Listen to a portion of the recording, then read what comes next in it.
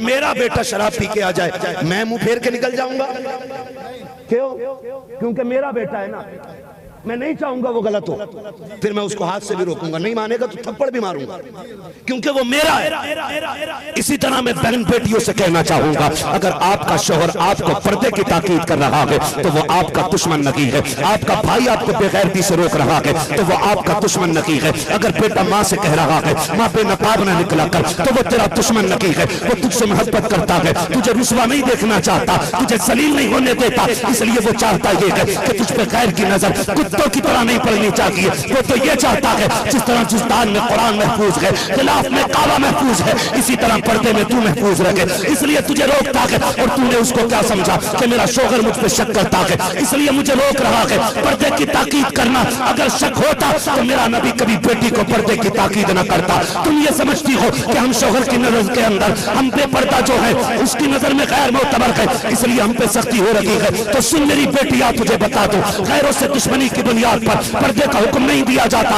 आज तुझे बताऊं, अगर जहां तक भरोसे की बात है, ला तारीख में कोई जोड़ा ऐसा जैसा रिश्ता मेरे नबी ने हजरत आयशा सिद्दीका से निभा के दिखाया है। तारीख गवाह है, जब मुस्तफा के विसाल का आखिरी वक्त आया है, आका करीम बिस्तरे मर्ज भी है और मुस्तफा के लिए बिस्तरे आखिरी हुई है, सरकार लेटे हुए हैं। आका करीम ने कहा था या फातिमा, कहती लब्बैक या अबी, अब्बा मैं हाजिर हूँ। हुजूर ने बेटी का हाथ पकड़ के कहा था, बेटी एक बात पूछूं? कहा फरमाए बाबा जी, क्या कहना चाहते हैं? आका ने कहा था फातिमा बता तो सही, जैसा पर्दा मेरी जिंदगी में किया है, क्या मेरे बाद भी वैसा पर्दा करोगी? इतना सुना से गदा की चीख निकल जाती है। वो क्या कहती है, अब्बा तेरी जिंदगी के बाद, तेरे जाने के बाद फातिमा को जीने का तसव्वुर ही नहीं है, लगता नहीं फातिमा तेरे बगैर जिंदा रखेगी। इतनी बात करके फूट के रोती है। आका करीम ने बेटी का हाथ छोड़ा, उसके बाद कहा था या आयशा, आयशा मेरे करीब आ जाओ। हजरत आयशा सिद्दीका करीब आ जाती है। लब्बैक या रसूल अल्लाह, सरकार में हाजिर हो। आका करीम ने कहा आयशा वादा कर मेरे बाद भी वैसा पर्दा करेगी जैसे मेरी जिंदगी में पर्दा किया है, मेरी जाहिरी हयात में पर्दा किया है। हजरत आयशा सिद्दीका की आंख में आंसू आए, कहती महबूब मेरे माँ बाप कुर्बान हो जाए। आयशा ने जैसा सच से जैसा पर्दा आपकी जाहिरी जिंदगी में किया है, उससे ज्यादा सख्त पर्दा आपके जाने के बाद आयशा करेगी। और तारीख गवाह है, जाके बेटियों को बता दो, जब मुस्तफा का विसाल हो गया, एक दिन आयशा सिद्दीका रज़ी अल्लाह तआला अन्हा की सहेली आपसे मिलने के लिए तशरीफ लाई। आपने सहेली से कहा कौन है दरवाजे पे? कहा आपकी सहेली हो। अल्लाह अकबर आप कहती हैं, अंदर आ जाइए। दरवाजा खुला है। जब आप अंदर गई हैं, जाकर क्या देखती हैं? आयशा सिद्दीका साए में बैठी हैं। उसने कहा आज तक ऐसा नहीं हुआ, आज से पहले जब कभी आती थी तो आप मुझे दरवाजे पे लेने आती थी, आज तुम बाहर नहीं निकली। हजरत आयशा सिद्दीका का जवाब सुनिएगा। उम्मुल मोमिनीन आयशा सिद्दीका ने कहा था या रसूल अल्लाह, मैंने मुस्तफा आपसे वादा किया है, आयशा आपके बाद आपकी जाहिरी हयात से ज्यादा सख्त पर्दा करेगी। कहती सहेली जब पहले तो आती थी तो मुस्तफा मौजूद थे, मैं जब निकलती थी सरकार के दौर का जाहिरी पर्दा था, मैंने उससे ज्यादा पर्दा करने का यह तमाम किया है। कहा किससे पर्दा? कहा मैं सूरज से पर्दा कर लगी हूँ। कहा किस लिए? कहा सूरज को गैर देखते हैं, मैं ये नहीं चाहती हूँ जिसे गैर मर्द देखे वो चीज आयशा सिद्दीका का बदन देख। नारे तकबीर, नारे तकबीर, नारे रिसालत, मसलके आला हज़रत, नारे हैदरी। सुभान अल्लाह, जिंदाबाद जिंदाबाद। अगर आपको पर्दे के लिए कहना यह शक की बात होती तो मेरा नबी अपनी बेटी से कभी ना कहता, क्योंकि बेटी पे उनका भरोसा कितना था जानते? हुजूर ने फरमाया था फातिमा मेरे जिगर का टुकड़ा है, और बाप हर बेटी को जिगर का टुकड़ा ऐसे नहीं कहता है। हुजूर ने फरमाया था फातिमा मेरे जिगर का टुकड़ा है।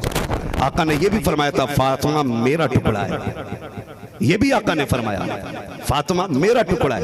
ये भी मुस्तफा ने कहा है। हुजूर की शहीद थी लाडली बेटी उम्मुल मोमिनीन हजरत आयशा सिद्दीका से पूछा गया कि आयशा सिद्दीका आप बताएं, अगर हुजूर को देखने को मन करे तो क्या देखें? आपने फरमाया खवातीन से सुनो, अगर हुजूर को देखना चाहते हो ना तो फिर हुजूर की बेटी फातिमा ज़हरा को देख लिया करो, इसलिए कि ये अपने बाबा की सबसे ज्यादा हूबहू है। ये हजरत आयशा सिद्दीका ने कहा था। मैं आपसे कहना चाहता हूं बेटियों, अगर आपका भाई आपको पर्दे का हुक्म देता है ना तो फिर पर्दा करना। आपका शोहर आपको पर्दे का हुक्म देता है तो दुश्मन नहीं है, वो आपसे प्यार करता है। आपको वो गैर की नजरों में नहीं आने देना चाहता। आपको चाहता है कि वो आपको इतना चाहता, वो ये चाहता है कि इसे सिर्फ मैं देखूं और ये सिर्फ मुझे देखे, इसलिए तुम्हें वो रोकता है। और इसका मतलब ये नहीं अपने अब्बा से जाके कहूंगी कि मुझे कैदी बना के रखा ना। सुन, पर्दा क्या है जानते हो? पर्दा क्या है? पर्दा क्या है? जब पर्दे की आयत नाज़िल हुई ना, महबूब अपनी बेटी और अपनी अज़वाज को हुक्म दे दो कि वो बाजार में पर्दा करके चला करे, तो हुजूर ने रात ही में हज़रत बिलाल को हुक्म दिया, जाओ पूरे मदीने में ऐलान कर दो कि पर्दे की आयत नाज़िल हो गई है, पर्दा फर्ज हो गया है। अब हर औरत कपड़ा ओढ़ के निकले। हज़रत बिलाल बाजार में आवाज़ दे रहे हैं, पर्दा फर्ज हो गया है, पर्दा फर्ज हो गया है। हर औरत पर्दे के साथ निकले। एक बूढ़ी ने आवाज़ दी, बिलाल इधर आ। क्या बात है माई? का कब हुक्म नाज़िल हुआ? का अभी रात को। हुजूर ने अभी भेज दिया है। अच्छा, इतना है मैं पर्दा? कहा हाँ। तो उस बूढ़ी ने एक बच्चे को बुलाया, कहा मेरे घर दौड़ जा और जाके ना मेरे लिए चादर ले आ, मेरे घर से चादर ले आ।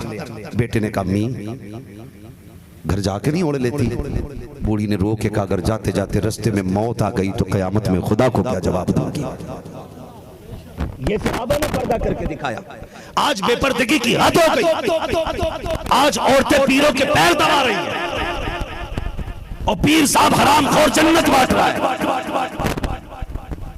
मुस्तफा की शरीयत को तोड़ करके जन्नत तो क्या, जन्नत की महक तक नहीं मिलेगी। जन्नत उसे मिलेगी जो दीन का वारिस भी होगा, मुस्तफा की शरीयत का वारिस भी होगा। ये याद रखिएगा। हाँ, यहां तक कपड़े उठा के पीर साहब पैर दबा रहे। एक तो बड़ा बेगैरत पीर दिखाई दे रहा है नेट पे आजकल, लाल वाला पीर। हाँ, चूड़ियां पहने पड़ा है और लाल दुपट्टा, लाल साड़ी। मैंने कहा आग लगाओ इस दुल्हन में। और हमारी कौम उसे भी चूम रही है, उसे भी चूम रहे हैं। और समझो यार अकलें मारी गई हैं। कभी तुमने बैल को गोश्त खाते देखा है? कुत्ते को घास खाते देखा है? जानवरों को भी पता कि हमारा ताल्लुक किससे है, फिर उम्मत मोहम्मदिया को क्यों नहीं पता कि हमारा ताल्लुक किससे होना चाहिए? वो चूड़ी वाले के आगे उसे भी बड़ा मजा आ रहा है। अल्लाह ने अच्छा खासा मर्द बनाया है तो औरत बने घूम रहा है। भाई अगर वो ऐसे कंट्रोल नहीं हो रहा तो कोई निकाई करके ले आओ उसे, 2 लठ मार के सीधा कर लो। ओ भाई क्या कहे, हमारी कौम इनके पीछे पड़ गई। आप बताऊं तुझे पीर किसे कहते हैं, मुत्तकी किसे कहते हैं, परहेजगार किसे कहते हैं? बात मैंने मुफ्ती आजम सरकार की। सरकार मुफ्ती आजम हिंद अलैहि रहमत व रिजवान जो आला हजरत के बेटे, उनकी बारगाह में ना एक बंदा तावीज लेने के लिए आया। जब तावीज लेने के लिए आया ना सरकार मुफ्ती आजम की बारगाह में, आपने तावीज लिखा दे दिया, उसने लिया, वो निकल गया। पहला दौर ऐसा था कि लोग कागज भी अपना लाते थे। वो कागज अपना लाया, उसने तावीज दिया और चला गया। कुछ महीनों के बाद वापस आया ना, हजरत ने फरमाया कहो क्या हाल है? कहा जब से आपने तावीज दिया है शुक्र अल्लाह का कोई दुख नहीं रहा है। कहने लगे तेरे तो दुख खत्म हो गए लेकिन मेरा दुख लग गया था। अल्लाह अल्लाह। मुरीद तड़प गया, हुजूर कौन सा दुख? आपने तकिया हटाया और कागज का टुकड़ा निकाला। फरमाने लगे जो कागज तू लाया था ना, आधे कागज का तावीज हो गया था, आधा बच गया था। कम महीने बीत गए तेरी राह में, मैंने इस इंतजार में कागज छुपा के रखा है कि जब तू आएगा तेरी अमानत तुझे लौटाई जाएगी। ऐसे परहेजगारों के अल्लाह ने जुमलों में बरकत रखी है, ऐसे परहेजगारों। और फिर अल्लाह ने करामत का नूर बख्शा, ऐसा नूर करामत का बख्शा कि जो उनके वजू का पानी ले जाता था, मरीज कितना भी बड़ा हो जो उसके छींटे लगा लेता था, अल्लाह शिफा अता फरमा दिया करता था। ये बेटा कह रहा है कि जैसा आला हजरत के बेटे को होना चाहिए था मैं वैसा ना बन सका। कौन कह रहा है? वो बेटा कह रहा है कि जैसा आला हजरत के बेटे को होना चाहिए था मैं वैसा ना बन सका। कौन? मुफ्ती आजम है। सरकार मुफ्ती आजम का कमरा है, एक तख्त पे बैठे रहते हैं, छोटा सा रोशनदान है जो रास्ते की तरफ से खुला है। एक मुरीद रात से गुजर के जा रहा है, रात में उसने देखा सफेद रोशनी रोशनदान से निकल रही है। जब ट्यूबलाइट का तसव्वुर न था, सफेद मरकरी का तसव्वुर न था, चराग की लाल रोशनी होती थी, सिर्फ लाल रोशनी थी, देखा सफेद रोशनी निकल रही है। उसने रुक करके चराग को देखना चाहा, उसने उसमें रोशनदान में झांका तो क्या देखता है, मुफ्ती आजम नीचे बैठे हैं, कोई बुजुर्ग तख्त पे बैठे हैं। अगले दिन फजर की नमाज पढ़ी, आया वो चिलम भर के लाया, कहता सरकार एक सवाल है। कहा क्या? कल रात कौन बुजुर्ग थे जो तख्त पे बैठे थे? कहा तुझे कैसे पता चला कि रात आपके रोशनदान से सफेद रोशनी निकल रही थी? कहा वो रोशनी किस चीज की थी? सरकार गौसे आज़म, सरकार मुफ्ती आजम कहते हैं जा जा अपना काम कर। मुंह लगा था, उसने कहा जाना नहीं है, पहले बताओ वो था कौन? मुफ्ती आजम कहते हैं अगर पूछना चाहता है तो सुन, मैं नीचे बैठा था और वो जो तख्त पे बैठे थे वो कोई और नहीं बल्कि बगदाद वाले अब्दुल कादिर जिलानी बैठे हुए थे। और फरमाया वो रोशनी उनके चेहरे की निकल रही थी। कहते कब कब आते? कहा जब मेरा दिल तड़पता है तब दीदार कराने बगदाद से चले आते हैं। ये कहते हैं कि आला हजरत के बेटे को जैसा होना चाहिए मैं वैसा ना बन सका। तुझे बताऊं अब आला हजरत कैसे? थके तो नहीं है अभी 10 मिनट है, बोले सुभान अल्लाह। जियो सलामत रहो। ऐसा लग रहा है जैसे महफिल शुरू हो रही है, और जब दिल महफिल में लगने लग जाए तो समझ लेना तवज्जो हुजूर की महफिल पे हो गई है। हाँ ठीक है ना? चलूं आगे, बताऊं आला हजरत कौन है, हम आला हजरत को कितना मानते हैं और कैसे मानते हैं। सरकार आला हजरत बैठे हुए हैं, एक बूढ़ी औरत आ गई, कमर झुकी है, आके कहती है बड़े मौल साहब, जुमला देखो, बड़े मौल साहब, ये बरेली की लैंग्वेज, बड़े मौल साहब, इतनी बात कही ना बड़े मौल साहब। आला हज़रत ने फरमाया हाँ अम्मा क्या बात है?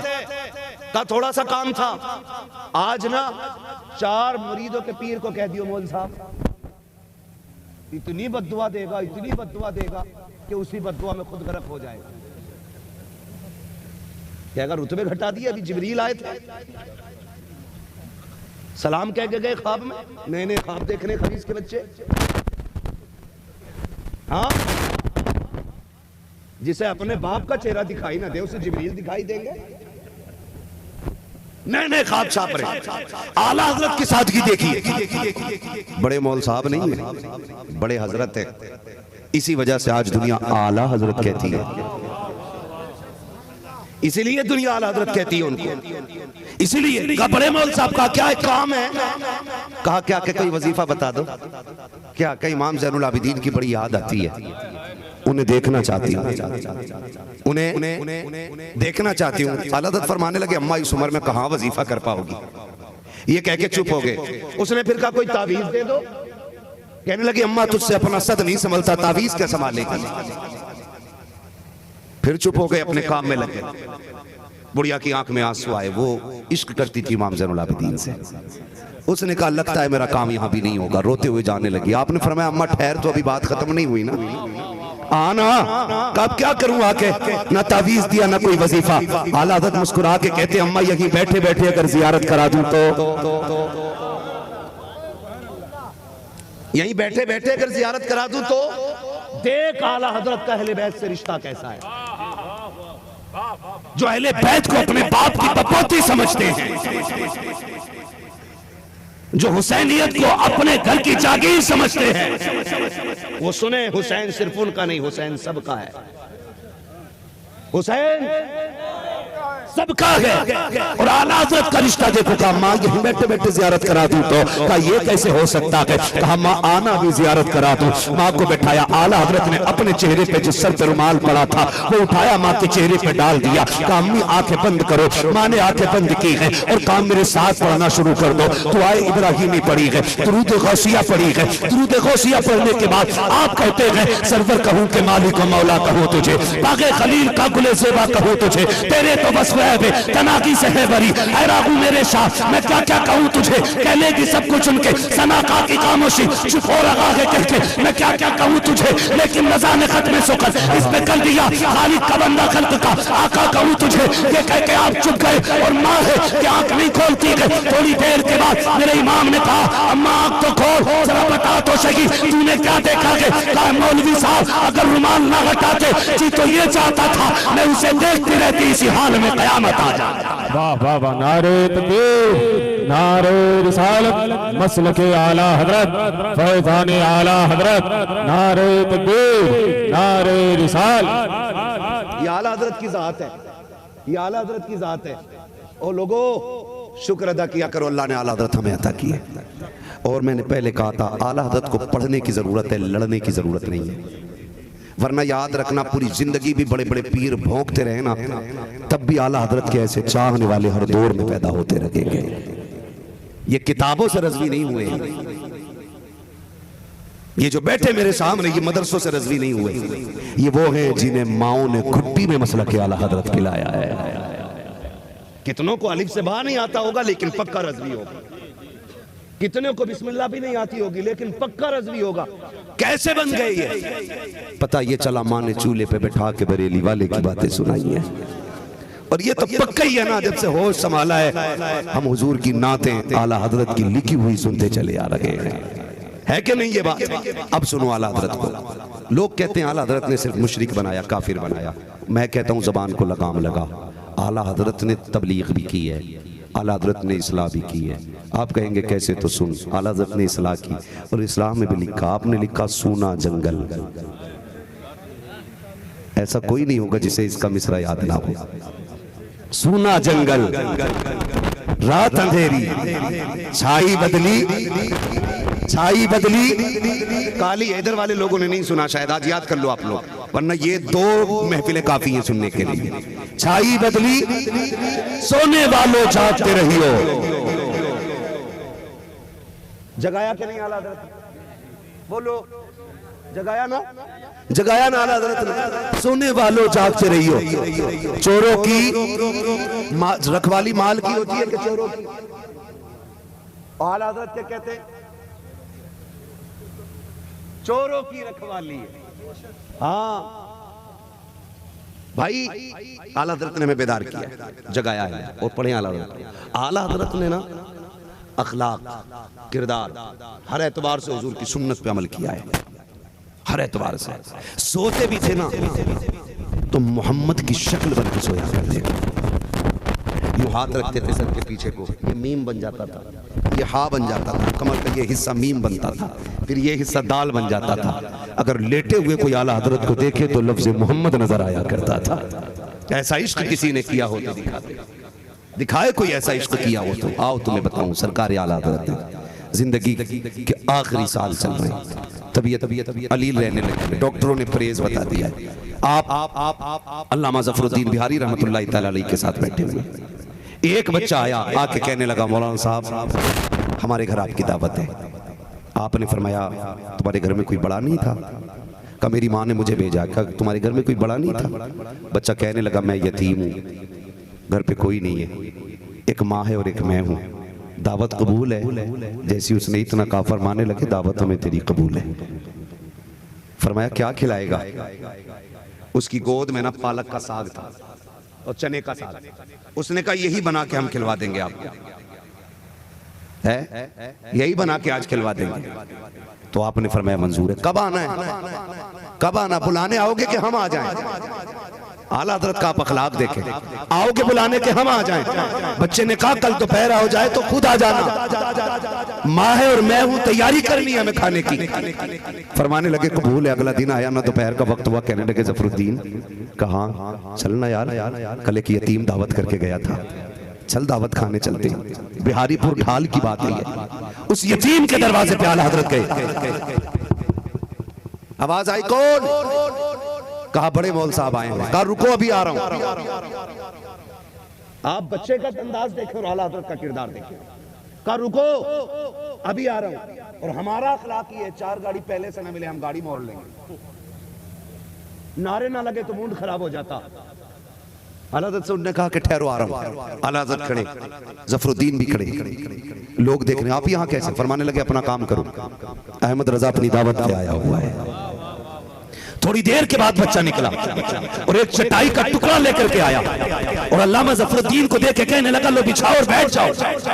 बिछाया तक नहीं उस बच्चे ने, अल्लामा ज़फ़रुद्दीन ने टुकड़ा लिया और लेकर के बिछा दिया। आला हज़रत भी बैठ गए, अल्लामा ज़फ़रुद्दीन भी बैठ गए। जो भी देखता कहता आप यहाँ जमीन पे बैठे हुए थे, कहा जाओ अपना काम करो, अहमद रजा की दावत है, तुम्हारी दावत लगी है, जाओ जाओ जाओ तुम्हारी दावत लगी है। आला हज़रत का किरदार मुलाहिजा करो। आज अगर गरीब दावत देने के लिए आ जाए, हम बेटे को भेज के कहते कहते हैं जा फला की दावत में चला जाना। अब्बा जी आप चले जाओ। कहा मैं क्या करूंगा जा करके, कमजोर सा बंदा है, तू पर्दा उतार के आ जा। अगर अमीर की दावत होती है हम गाड़ी में सज के बैठ के जाते हैं, विधायक की दावत है, नेता की दावत है, इसलिए हम खुद कोट पैंट पहन के जाएंगे। आओ अमीर आके बरेली का अमीर देखो, ये वो अमीर नहीं है जो अगरबत्तियों से अमीर बना है, ये वो अमीर नहीं है जो चादरों से अमीर बना है, ये वो अमीर है जिसकी जायदाद आप देखोगे तुम रामपुर से लेकर के बदायूं तक जिसके बागात नजर आते हैं, बदायूं से लेकर के शाहजहांपुर तक जिसका जमींदाराना नजर आता है, उस साथ को अहमद रजा कहा जाता है। एक यतीम के दरवाजे पर तनख्वाह बैठा हुआ है। और याद रखिएगा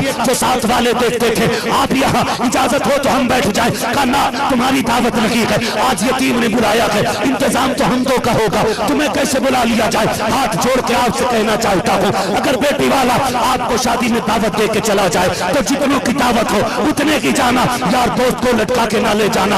एक की दावत पे दो नहीं जाना, कहीं ऐसा ना हो तेरे एक के बढ़ जाने से किसी गरीब की इज्जत का जनाजा निकल जाए, कहीं ऐसा ना हो कि तेरी दो रोटी ज्यादा बांध लेने से किसी गरीब की जिंदगी भर के लिए बेटी को ससुराल में ताना मिलने लग जाए। और मैं तो यहाँ तक कहता हूँ अगर तुम्हें यह पता लग जाए कि किसी गरीब ने दावत दी है, उसकी बेटी की रुखसती है, खाना खाने जाना है, आधी रोटी घर खा के जा, आधी गरीब की दस्तरखान पे खा ले। अल्लाह की इज्जत की कसम अगर तेरी आधी रोटी की वजह से यहाँ गरीब की इज्जत बच गई, अल्लाह कयामत में तेरी इज्जत की हिफाजत करके दिखा दे।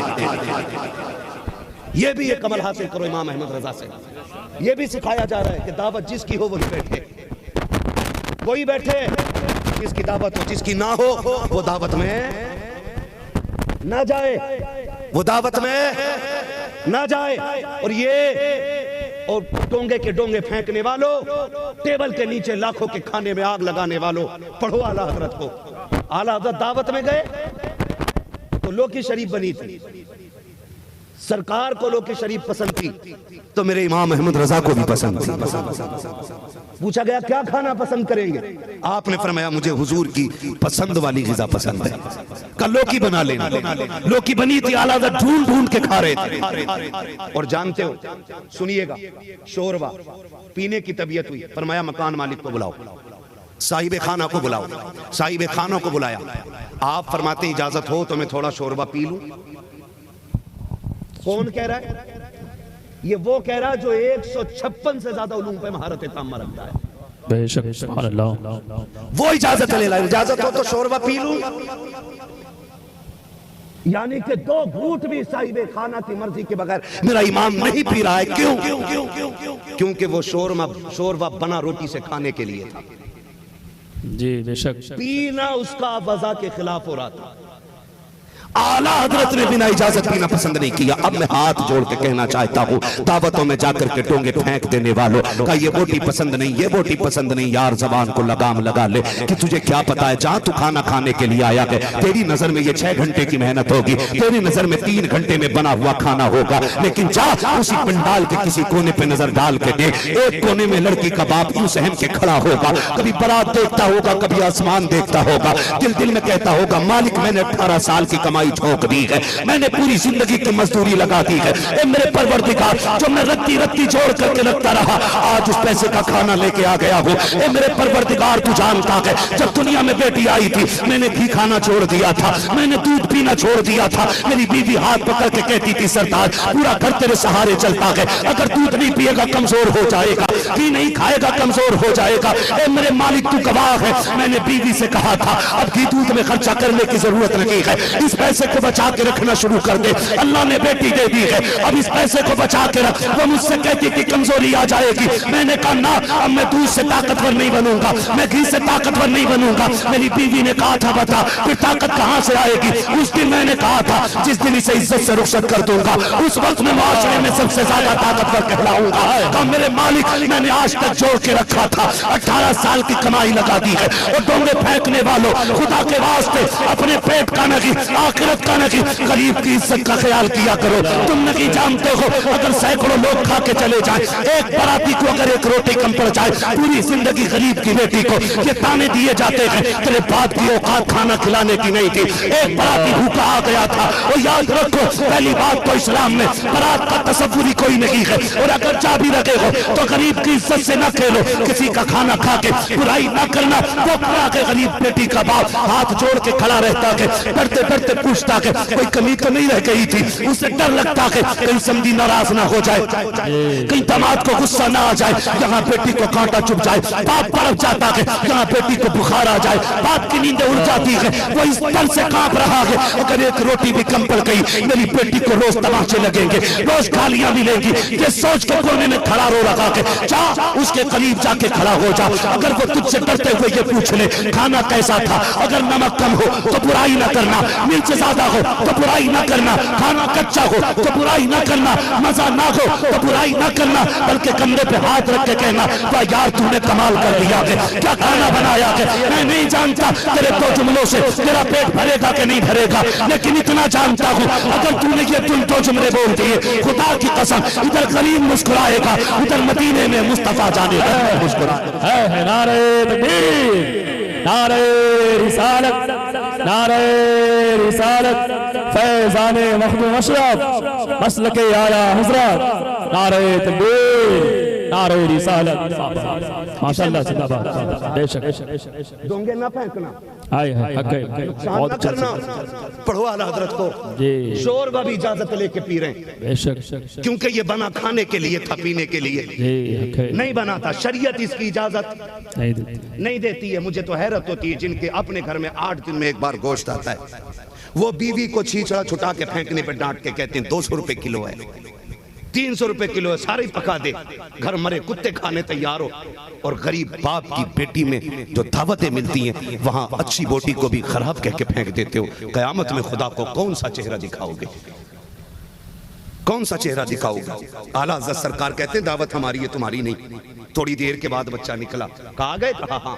उसने पहले ला करके दस्तरखान बिछाया, फिर जानते हो वो फिर मक्का या बाजरे की रोटी लाया और चने का साग का खाइए।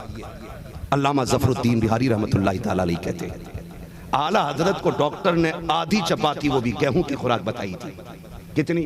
आधी चपाती है तवज्जो सारे लोगों की जी, आधी चपाती बताई थी, वो भी गेहूं की। अल्लामा ज़फ़रुद्दीन कहते हैं आज जब आला हजरत खाने के लिए बैठे, मैंने कहा हुजूर ये वो रोटी है जिससे डॉक्टर ने परहेज बताया। कहते आला हजरत ने आज आधी नहीं 1.5 रोटी खाई, 1.5 रोटी खा के उठे। मैंने पूछा हुजूर ये जहर है आपके लिए, आपने 1.5 खा ली? कहा मैंने इतना कहा उनकी आंख में आंसू आ गए। का ज़फ़रुद्दीन अपनी तबीयत को देखूं या मदीने वाले की मोहब्बत को देखूं।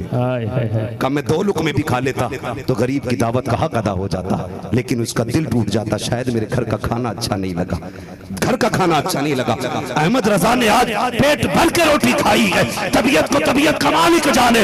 मैंने पढ़ा है आका ने फरमाया है जो गरीब को मुस्कुराहट दे देगा अल्लाह उसे जन्नती बना देगा। का गरीब मुस्कुरा दिया है, अहमद रजा की इसी में ईद हो गई। सुभान अल्लाह, सुभान अल्लाह, हक है कहा जाता है इसे मेरे नबी ने कहा जो गरीब को मुस्कुराहट देगा अल्लाह उसे जन्नत अता करेगा। कहा मैंने हुजूर की सुन्नत समझ करके गरीब के लिए मैंने रोटी खाई है। कहा अगर मैं कम खाता तो गरीब का दिल टूट जाता, और मेरे नबी ने कहा है लोगों गरीबों का दिल न तोड़ना, मोहम्मद दिल तोड़ने के लिए नहीं, मोहम्मद दिल जोड़ने के लिए आया है। एक एक अदा पे मसलक के आला हजरत है, एक एक आदत मसलक के आला हजरत है। आप सभी से गुजारिश है कि सिर्फ नारे पे मसलक नहीं ठहरना चाहिए, हमारे किरदार में भी मसलक नजर आना चाहिए, हमारे अफ़आल और अहवाल में भी मसलक नजर आना चाहिए, हमारे तौर तरीकों में भी मसलक नजर आना चाहिए, और मसलक की शान से झलकना चाहिए कि जान है इश्क़ मुस्तफ़ा, रोज वज़ू करे खुदा जिसको हो दर्द का मजा नाज़े दवा उठाएगी, नाज़े दवा उठाएगी। बस आखिर में मैं हुक्म हुआ था मुझे हुजूर का शजरा पढ़ना है। तैयार है सुनने के लिए? जितने लोग सुनना चाहते हैं जरा कह दे या रसूल अल्लाह। तौहीद भाई सुनेंगे? बहुत परेशान लग रहे हैं आप हैं? ये जहां तवज्जो है सारे लोगों की। मेरे भाइयों ने कहा था शजरा हुजूर का जरूर पढ़ना। ऑपरेटर साहब अभी से इको भी दे दो थोड़ा सा और आवाज भी दे दो। है ऑपरेटर साहब बैठे भाई, साउंड बहुत अच्छा आपका बोल रहा है, बस थोड़ा सा इको दे दे, मुझे हुजूर का शजरा पढ़ना है। मेरे कमेटी के अफराद ने भी कहा था, अहबाब ने भी कहा था, और कुछ लोगों ने कहा था, हमारे गालिबन तलबा थे, कहा बहुत दूर से सिर्फ शजरे के लिए आए है ना। तो जो सुनना चाहते हैं जरा बोल दें या रसूल अल्लाह। इतनी कंजूसी ना करो कि मौलवी फिर थक जाए। हमारी थकन जो है ना मुर्ग मुसल्लम और बकरो और चिकन मटन से नहीं उतरती है, हमारी थकन सुभान अल्लाह से उतर जाया करती है। इतनी जोर से सुभान अल्लाह कह दे कि कल के जलसे में भी काम आ जाए। बोले जरा सुभान अल्लाह। क्या बात है, मेरा जी चाहता है कि फजर तक तकरीर करूं। कर ले फजर तक, ज्यादा नहीं है, बस 2 घंटे 1.5 घंटे का मसला रह गया। सुनेंगे फजर तक, है ना। सलामत रहे आप, सलामत रहे आप। मुझे हुजूर का शजरा पढ़ना है। जब मेरा हाथ का इशारा हो ना तो क्या समझे, सुभान अल्लाह समझे, समझ लेना मौलवी को सांस फंस रही है। साफ बात है भाई। और फिर तुम जोर से कह देना सुभान अल्लाह। जब तुम जोर से सुभान अल्लाह कहोगे तो मैं लंबी सांस ले लूंगा, आपको नेकी मिल जाएगी, मुझे सांस लेने का मौका मिल जाएगा। बात सच्ची ठीक रहती है, मैं धोखा देकर सांस नहीं ले रहा हूं। पहले साफ बता दे रहा हूं कि आप सुभान अल्लाह कहोगे मुझे सांस लेने का मौका मिलेगा। कितनी जोर से बोल सकते, बोले सुभान अल्लाह। जियो सलामत रहो। 1 2 4 5 हाथ ऐसे जो पीछे के नहीं उठे। अगर हाथ सलामत है तो अल्लाह उन्हें उठाने की तौफीक दे दे, ठीक है ना। और अगर टूटे हुए तो अल्लाह उन्हें शिफा दे दे। जिनके सलामत है वो जरा बोल दे सुभान अल्लाह। क्या बात है या अल्लाह, जिसने हाथ उठा दिया आज की रात के सदके उसे हुजूर का मदीना दिखा दे। आमीन आमीन माशाअल्लाह। सुनेंगे ना शजरा। हाँ, एक बंदे से गुजारिश है, धोखा ना दीजिए। कई बार ना कमेटी वाले डंडी मार जाते हैं, मौलवी को लगा के, तो हाथ का इशारा हो सुभान अल्लाह ही कहती हूँ। मैं नमाज़े जनाजा नहीं पढ़ा रहा हूँ कि तकबीरें पूरी करके हटूंगा, मैं शजरा पढ़ रहा हूँ। साथ नहीं दोगे तो फिर मैं भी जगह बची है सैयद साहब के कदमों के आगे ना महफिल अच्छी हो ना तो फिर बात करते हुए मन लगता है। कई बार तो महफिल देख के दिल करता कि इन पे ना सोने की दुआ पढ़ दो, है ना। ठीक है ठीक है ठीक है, बोले जरा सुभान अल्लाह। आदम के बेटे शीश, सुभान अल्लाह। धोखा ना दीजिएगा, है ना। हाथ का इशारा हो तो सुभान अल्लाह कहिए। कहीं ऐसा ना हो आप हाथ उठाना भूल जाओ, मौलवी सांस लेना भूल जाए, और कल का जलसा कराने वाले फिर चक्कर में आ जाए कि मौलवी किधर गया, कल तो इधर ही था। ठीक है ना, बोल सकते हैं जोर से, सामने वाले। यार एक बात बताओ, भूख तो नहीं लग रही ना? भूख मुझे लगनी चाहिए। कमेटी वालों ने कहा बाद में खिलाएंगे, पहले तकरीर अच्छी कर,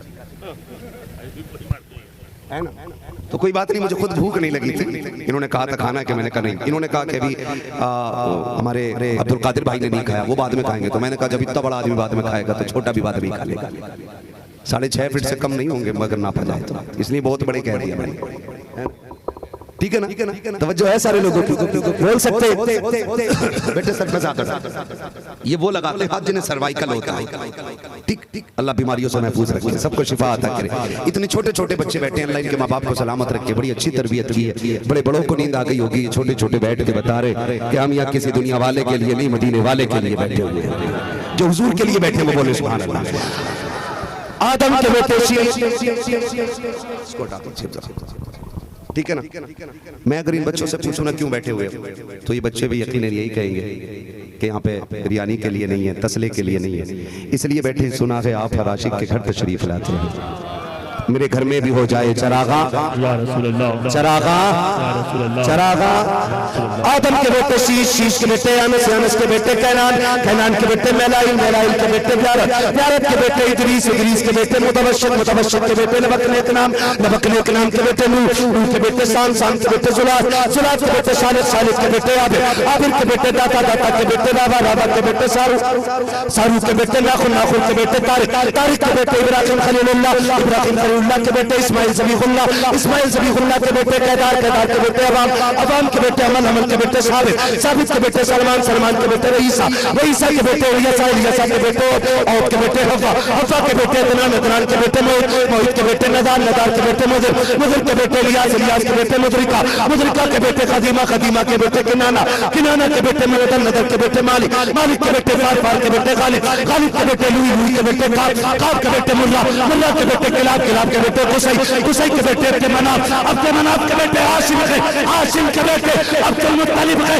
अब्दुल मुत्तलिब के बेटे अब्दुल्लाह है, अब्दुल्लाह के बेटे मोहम्मद रसूलुल्लाह। नारे तकबीर, नारे रिसालत, मसलके आला हज़रत, मसलके आला हज़रत, मुफ्ती हम्माद रज़ा मुरादाबादी।